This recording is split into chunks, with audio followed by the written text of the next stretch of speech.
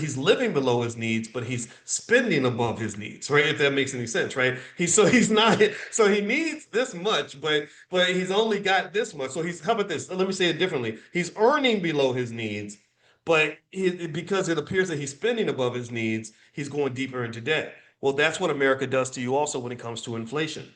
If you notice, pay attention now. First of all, inflation does not have to exist.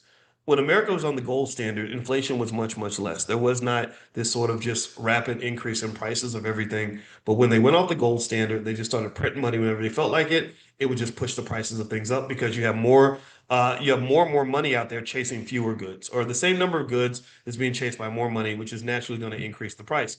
So basically, if you notice, how many of you noticed this? Tell me if you've noticed this. Have you noticed that even in years where inflation rates are 4, 5, 6, 7, 8%, many workers are only getting raises of like 2 or 3%? Some people don't get raises at all. I mean, I showed you that chart, how the minimum wage, they won't even move the minimum wage. So how in the hell is it that things cost more, but your pay is not going up? And this is why it's essential for every smart, every intelligent black person in this room, and the intelligent white people too, to invest. You have to invest. You have to own assets because assets also inflate in value as well. They call that asset inflation.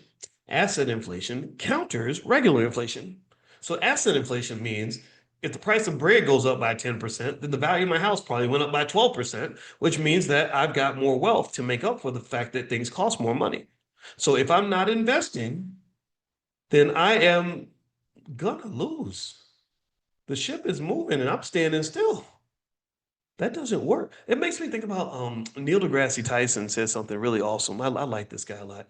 And he was explaining that when you're on Earth and you think you're standing still, you're not standing still. He said he showed how the Earth revolves around the sun, and it revolves really fast, like hundreds of thousands of miles an hour.